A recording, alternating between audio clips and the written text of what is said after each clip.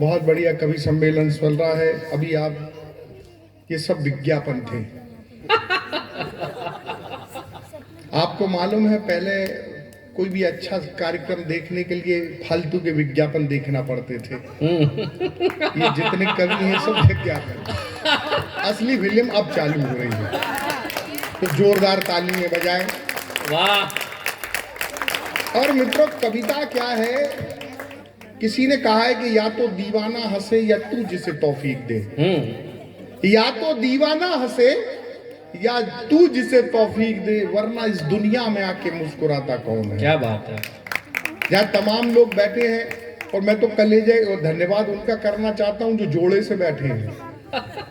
कसम खुदा की, कभी कभी ये डर लगता है कि पति पत्नी की तरफ देखता है कि मैं हंसूं भी कि नहीं।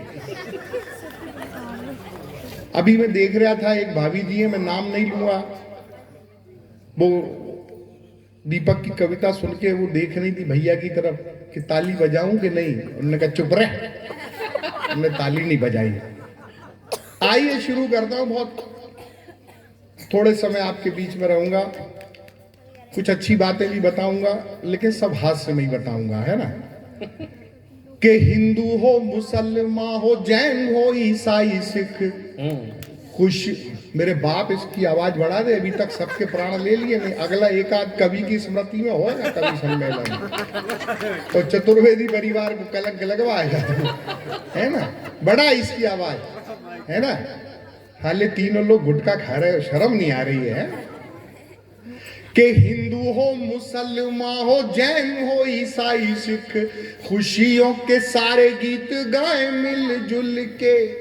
होली हो, दिवाली हो, दशहरा हो, मोहर्रम, ईद, सारे त्योहार हम मनाएं मिलजुल के। और कवि सम्मेलन की सफलता जो चाहते हैं, कवियों का हौसला बढ़ाएं मिलजुल के। कि कवि सम्मेलन की सफलता जो चाहते हैं, कवियों का हौसला बढ़ाए मिलजुल के। और आज की ये शाम यादगार जो बनाना चाहे, जोरदार तालियां बजाए मिल। वाह वाह। और मित्रों, बड़ी हिम्मत के साथ चार पंक्तियां पढ़ता हूं कि जिस दिन से पड़ गया हूं शादी के झमेले में, जिस दिन से पड़ गया हूँ शादी के झमेले में, उस दिन से रो रहा हूँ किस्मत पे अकेले में। ताली तो अब बजाना। कि जिस दिन से पड़ गया हूँ शादी के झमेले में, उस दिन से रो रहा हूँ किस्मत पे अकेले में। पत्नी हमारी देखो एसी में सो रही है, सागर मियाँ पड़े हैं भैंसों के तबेले में। समस्या इधर फंसी पड़ी है। और देखिए, इसी बात को अगर अपन हिंदी में कह दो, ये अलग टाइप हिंदी में कह दो ऐसे कि जब से हुई है शादी याने पूरी बर्बादी, ठटेरी बने जो सीटी काए को बजा।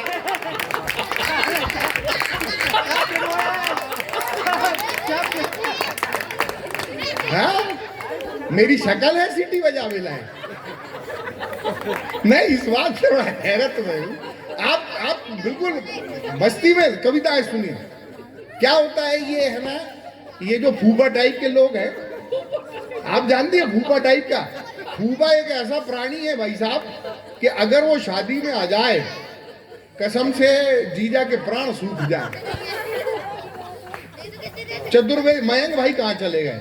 और कभी कभी तो ऐसा, मयंक भैया, कभी कभी तो ऐसा होता है कि बारात दरवाजे पे खड़ी है और फूफा जी मुंह बना के खड़े हैं, हमारे ठहरने की व्यवस्था नहीं करी, हम जा रहे हैं। अच्छा, ऊपर से समस्या ये है, अब बुआ से कह रहा है तू चल रही है कि नहीं चल रही? तो बुआ कह रही तुम ठटरी बंधाओ, हमें नहीं जाने। तो ये जब क्या है, रिश्तों का आनंद है। तो बेटा फूफा टाइप के आदमी, अब तू छेड़खानी मत करना, है ना। सुनेगा कि जब से हुई है शादी यानी पूरी बर्बादी, यातायात जिंदगी का जाम होके रह गया। कि जब से हुई है शादी यानी पूरी बर्बादी, यातायात जिंदगी का जाम होके रह गया। घर में भी काम करूं बाहर भी काम करूं, आदमी में खास था पर आम होके रह गया। वाह रोज रोज मुझको सताए मेरी घर वाली, क्या करूं मैं जोरू का गुलाम होके रह गया। और घर वाली मेरी मुन्नी की तरह से नचती है और संतोष सागर झंडू बाम होके रह गया। क्या बात है। ताली जोरदार से बजाओ। और समस्या एक समस्या मेरे साथ आई, मूछों वाले अंकल। क्या हुआ आपकी मूछे ये कह तो ये गलत कह रहा था कि 9:15 है। कसम भगवान की ऐसा लग रहा है 10:10 बजा रहे। समय के साथ और मजे की बात तो है, इसके तो भरी जवानी में 12:30 बज गए। ये है ही नहीं, सुपड़ा ऐसा लगा घड़ी के दोनों कांटे गिर गए। तो मेरी पत्नी अक्सर मुझसे लड़ती थी कि मैं ये बहू बैठी हमारी दीपक की दुल्हन, वो मेरी पत्नी मुझसे लड़ती थी कि तुम मेरे ऊपर इतनी फालतू की बातें करते हो, कभी मेरे परिवार के बारे पे गए हो। तो मैंने साहब 4 पंक्तियां करी, हिम्मत करके कही। मैंने कहा कि जो दिल से दूर रहते हैं मैं उनको पास समझूंगा। वाह। जो दिल से दूर रहते हैं मैं उनको पास समझूंगा, तुम्हारे रिश्तेदारों को मैं अपना खास समझूंगा। वाह। कसम खाकर मैं कहता हूं तुम्हारे सर की ये बेगम, मैं जिस औरत को देखूंगा उसी को सास समझूंगा। वाह। वो कहने लगी रहने दो मत लिखो, हम ही बहुत हैं। और हम तो क्या है प्राइवेट स्कूल के मास्टर हैं, और मध्य प्रदेश में स्कूल के मास्टरों को पढ़ाने के अलावा सबरे काम है।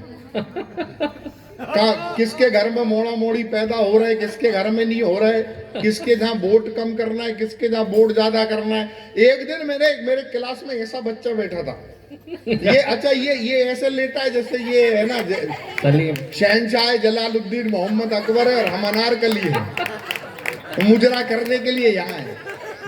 तो बेटा ऐसे मत बैठो, है ना, मस्ती में बैठो। देखिए मैं निवेदन कर रहा था, प्राइमरी स्कूल का मास्टर, मैंने एक छोरे से कहा, मैंने कहा यार खड़ा हो, बता गंगा कहाँ से निकलती है, किससे मिलती है। वो बोला सर मेरे बाप ने कहा तू सीधा स्कूल जाना, स्कूल से घर आना, कोई किसी से मिले कहीं से निकले तेरे को कोई लेना देना। मैंने कहा यार ये बच्चे पढ़ क्या रहे। मैंने दूसरे छोरे से पूछा, मैंने बेटा खड़ा हो, गंगा कहाँ से निकलती है, किससे मिलती है। वो बोला सर मेरा मुंह मत खुलवाओ, अयोध्या नगर में झगड़ा हो जाए। मैंने कहा मेरे बाप नहीं होगा झगड़ा, बता गंगा कहां से निकलती है, किससे मिलती है। बोला सर गंगा रात को 12 बजे निकलती है, कल्लू के लड़के से मिलती है। हमने कहा सत्यानाश, समस्या इधर फंसी पड़ी है। हम बच्चों को पढ़ा क्या रहे, बच्चे पढ़ क्या रहे हैं। भाई मास्टर बैठा था, मैंने मास्टर साहब से कही तुम ये क्या पढ़ा रहे हैं बच्चों को। मैंने कहा बताओ गंगा कहां से निकलती है, किससे मिलती है। मास्टर बोला गंगा अमरकंटक से निकलती है। मैंने कहा मेरे बाप गंगा अमरकंटक से नहीं निकलती, गंगा हिमालय से निकलती है। वो बोला पंडित जी बेटा 2500 रुपए की तनख्वाह में गंगा अमरकंटक से निकलेगी। क्या व्यंग है। वाह वाह भाई। जब तक पूरा वेतनमान नहीं मिलेगा तुम्हारे पिताजी भी गंगा हिमालय से नहीं निकलवा सकते। समस्या इधर फंसी पड़ी है। और बच्चों का मैथमेटिक्स बहुत खराब है। मैंने एक बच्चे से फिर पूछा बेटा खड़ा हो, तू इतना बदमाश कैसे हो गया। उसकी हाजिर, मैंने कहा निबंध काय पे आया। वो बोला पापा बाप पे आया। अबे मैंने कहा तूने क्या लिख दिया। बोला पापा लिख दिया बाप एक उपयोगी पशु है। उसके 4 पैर होते हैं, 2 सींग होते हैं। कमाल तो ये हुई होगा लिखा है कि बाप घास खाते हैं। अगर बात यही खत्म हो जाती तो ठीक, आगे वो ये भी लिखा है कि बाप कई प्रकार के होते हैं, काले पीले सफेद चित कबरे बाप अच्छे प्रकार के होते हैं। और मित्रों ताली अब बजाना, एक बात वो ऐसी लिखा है जो मैंने भी उसे नहीं बताई थी। वो ये भी लिखा है कि बाप सुबह शाम 2 लीटर दूध भी देते हैं। समस्या इधर फंसी पड़ी है मित्रों। और क्या बताए, हम तो मतलब शादी करके हमने इतनी बड़ा पाप कर लिया। अभी परसों नरसों की बात है, मैं एक गांव में बेटा राहुल गांधी के अवतार, मैं तो बेटा बद्दुआ दे दूंगा अगले जन्म में राहुल गांधी के घर पैदा होगा, जबकि उसकी शादी नहीं हुई। और राहुल गांधी के बारे में हम इसलिए नहीं कहते, बेचारा भोला भाला आदमी है। अभी पिछले दिनों क्या हुआ, पिछले दिनों हुआ छत्तीसगढ़ में बहुत ज्यादा बारिश हो गई, और इतनी बारिश हो गई कि वहां की फसल बेकार हो गई। पता चला, सोनिया गांधी जी गई वहां देखने गई, फसल बेकार हो गई। उन्होंने कहा क्या करें, तो उन्होंने कहा साहब एक काम करो, गांव वालों ने पैसा इकट्ठे करे, सोनिया जी को पकड़ा दिए। कह लगे जी काय के है, कह लगे जी मुआवजा है। कह लगे काय का मुआवजा, कह लगे मैडम फसल तो आपकी भी बेकार हो गई। तो गांव वाले इतने समझदार, इतने टैलेंट है। वो एक गांव में एक आदमी की लुगाई मर गई, और साहब वो सुबह से शाम तक दहाड़े मार मार के रो रहा। मैंने कहा मेरे बाप इसको जला दे, नहीं तो सड़ जाएगी।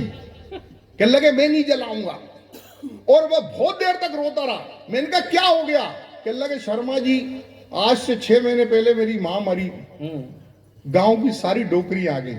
बेटा चिंता मत कर, हम तेरी मां।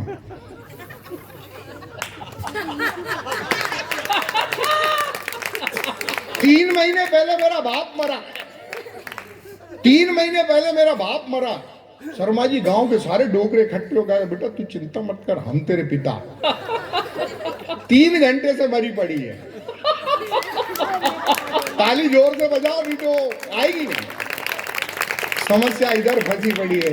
मित्रों समय बहुत हो गया, 2-4 बढ़िया कायदे की कविता सुना के, छोटी छोटी मेरी कविता बहुत ज्यादा लंबी नहीं होती है, 4 पंक्तियां फिर पढ़ता हूं, और आपसे समर्थन चाहता हूं कि मेरे मालिक जरा सी भूल से ये क्या बना बैठे। वाह, मेरे मालिक जरा सी भूल से ये क्या बना बैठे, जिन्हें डाकू बनाना था उन्हें नेता बना बैठे। वाह वाह, मेरे मालिक जरा सी भूल से ये क्या बना बैठे, जिन्हें डाकू बनाना था उन्हें नेता बना बैठे।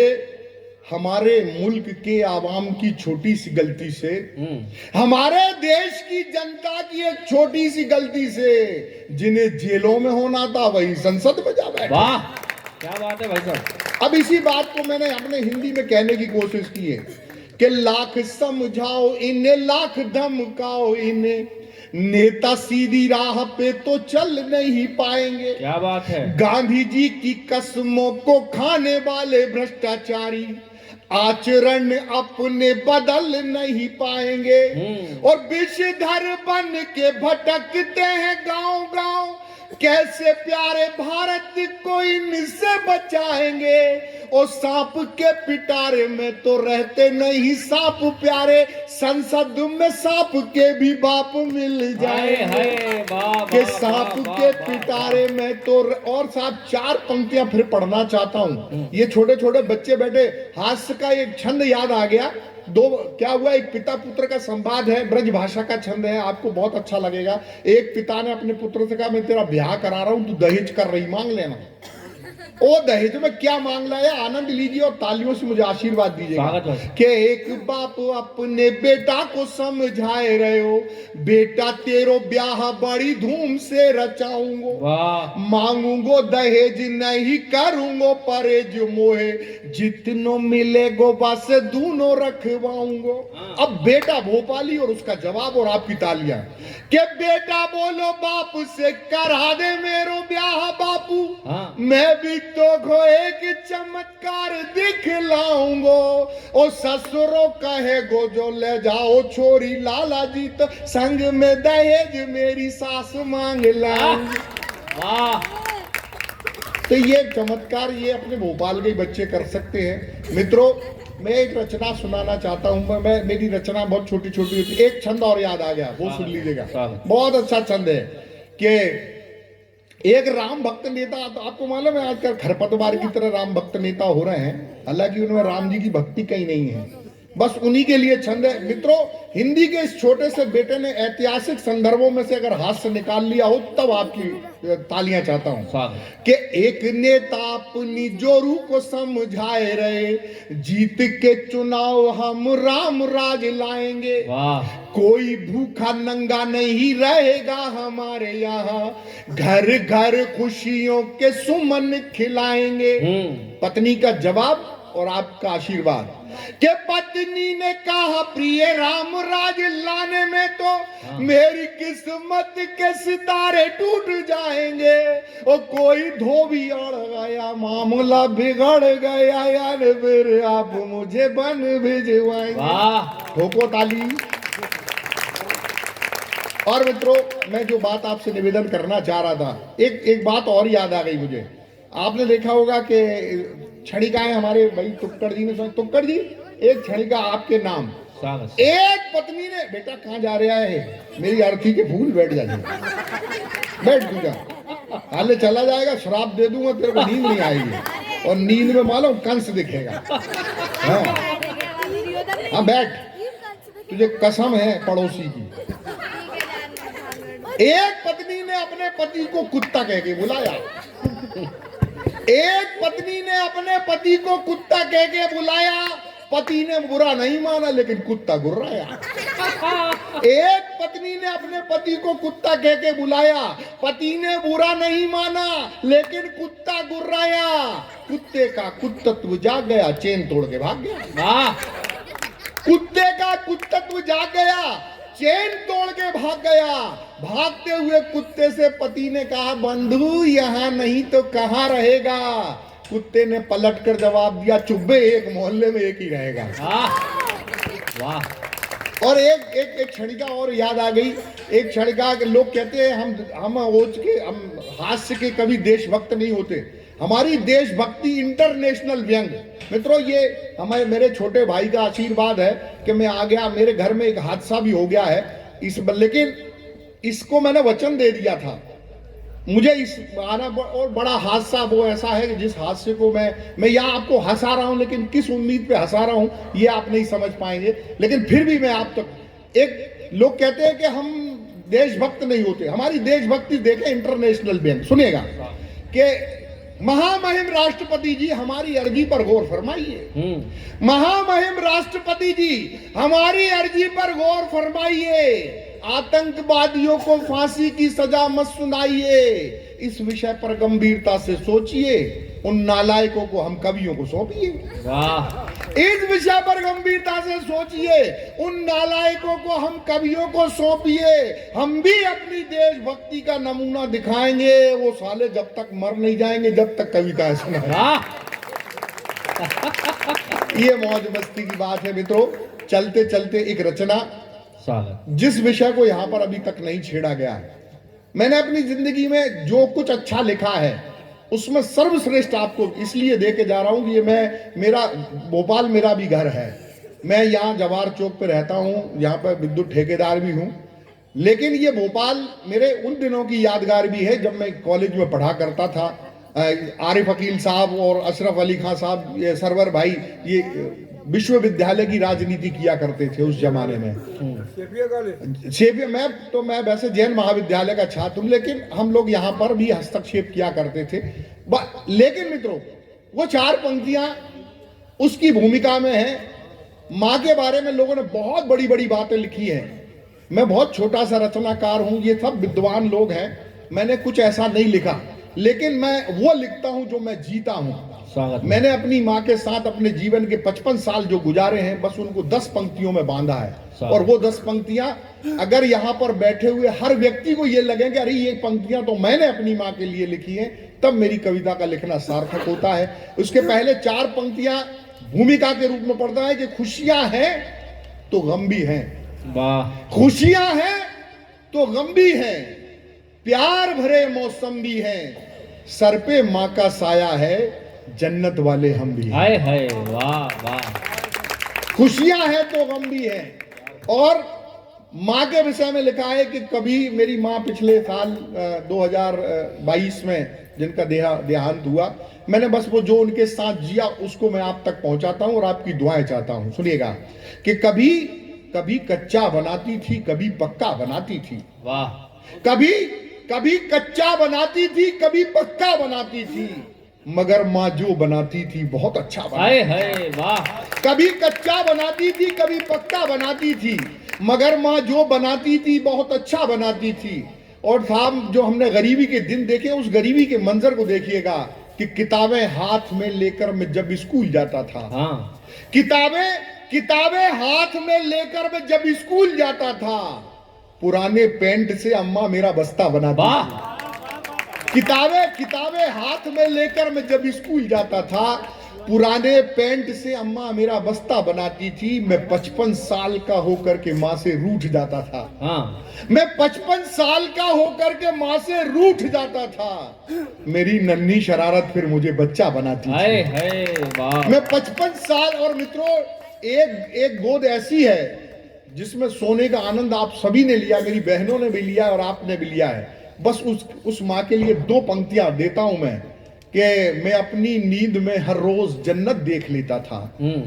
मैं अपनी नींद में हर रोज जन्नत देख लेता था, जब अपनी बाह से अम्मा मेरा तकिया बनाती थी। वाह वाह वाह मैं अपनी नींद में हर रोज जन्नत देख लेता था, जब अपनी बाह से अम्मा मेरा तकिया बनाती थी। और मित्रों, भारतीय संस्कृति का एक शेर पढ़ता हूं। हमारी भारतीय संस्कृति, जितनी मेरी माँ बहनें बैठी हैं, हमारे घर में ऐसा हुआ करता था कि मेरे दादाजी दरवाजे पे आकर खांस देते थे। मेरे दादाजी दरवाजे पे आकर खांस देते थे। माँ आंचल सर पे लेके लाज का पर्दा बनाती थी। मेरे दादाजी दरवाजे पे आकर खांस देते थे। माँ आंचल सर पे लेके लाज का पर्दा बनाती थी। और आखिरी पंक्तियां, और आपकी रहमत तमाम मैं पढ़ता हूं और दुआएं चाहता हूं, तालियों से समर्थन सब अपनी अपनी माँ के लिए बाद में बजाएंगे। मैं अपने लिए तालियां नहीं चाहता, लेकिन उसने, जिस जननी ने हमें जन्म दिया है, उसके लिए। और जीवन में एक बात याद रखें, हमारे 3 लोगों का कर्ज हमारे माथे पे कभी नहीं जाएगा। एक मातृभूमि का, एक गाय माता का, और एक हमारी माता का। ये 3 कर्ज हमसे चुकाए नहीं। ये तो केवल माफी हो सकते। तब आखिरी पंक्ति पढ़ता हूं, मैं नंगे पांव जब भी खेत की मेड़ों पे चलता था। मैं नंगे पांव जब भी खेत की मेड़ों पे चलता था, तो कांटे बीन कर अम्मा मेरा रास्ता बनाती थी। वाह वाह मैं नंगे पांव जब भी खेत की मेड़ों पे चलता था, तो कांटे बीन कर अम्मा मेरा रास्ता बनाती थी। और एक शेर और याद आ गया कि पिताजी जब कभी गुस्से में मुझको मार देते थे। वाह हमारे मालवा क्षेत्र में एक हलवा बनाया जाता है, जो आटे का हलवा अपने घरों में माता बहनें बनाती थी। पिताजी जब कभी गुस्से में मुझको मार देते थे, तो माँ मुझको मनाने प्यार से हलवा बनाती वाह थी। भाई साहब वाह वाह वाह वाह पिताजी जब कभी गुस्से में मुझको मार देते थे, तो माँ मुझको मनाने प्यार से हलवा बनाती थी। क्या बात है। कभी कच्चा बनाती थी, कभी पक्का बनाती थी, मगर माँ जो बनाती थी बहुत अच्छा। धन्यवाद। बहुत बहुत